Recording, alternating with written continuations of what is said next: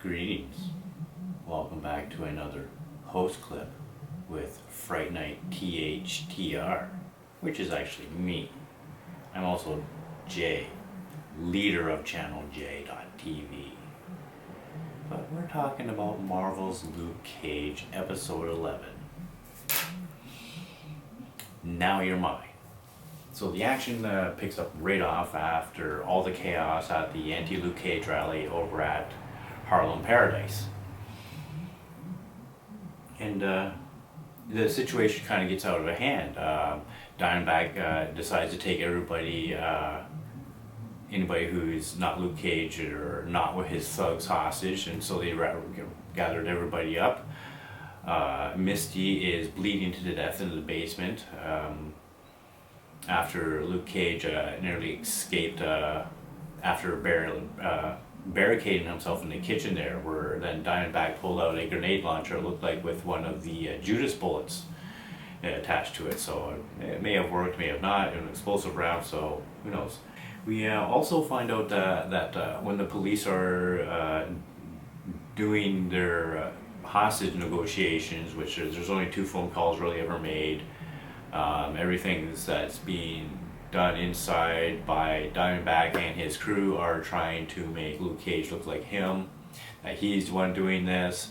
The Diamondback even punched out the the new counselor of Harlem with his power glove that makes it look like he punches like Luke Cage. The funny thing is when they're just when the cops decide to up their game is to get these bullets. The best part was Frank Castle was finally mentioned, the Punisher. I'm so kind of really happy to hear that. So yeah, so basically they're discussing about the bullets. Once we get these, and it's most likely that they will fall in the hands of criminals, which is pretty well true. You can probably go out and pick up almost any kind of weapon you want, if you have the right connections in the real world. But what they said is after that, about the bullets being distributed, is like they said Frank Castle shot up the whole city and all he had was regular bullets. So that was really cool that the cops were all like freaking out about that a little bit. And that they mentioned the incidents of Daredevil season 2, I believe. So I guess this takes place after Daredevil season 2. But the storytelling for the situation kind of goes on. There's tension for the hostages. There's plans to deceive by the hostages. Luke Cage is going to do what he does, just walks through everybody. Everybody's got a plan. It unfolded how you kind of would expect it, because it's a superhero movie and not everybody's going to be like all like, oh, there's going to be no originality in this kind of situation. Like, it was really predictable about how it was going to unfold. There I am talking about and critiquing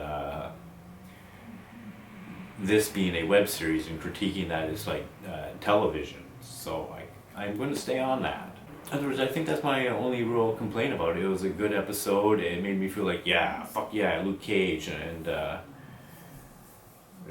going to talk a little bit more about the blaxploitation about this, because this is really blaxploitation. And now that I'm kind of looking at it and treating it like blaxploitation films, I kind of enjoy it a little bit better. The music seems to be pop out a little bit more. The characters are, little quirks are kind of popping out there. I really do like seeing how it's the white people seem powerless and helpless against the black superhero. I mean, it's really cool. And the situation of the black community, it seems like a lot of the white cops are upset about it.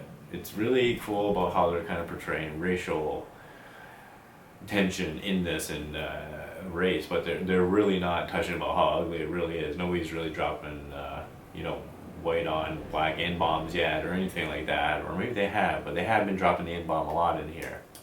But I have discussed that early in a different earlier review. Anyways, I'm Jay, leader of channel J.TV, and this was a good episode. Shit.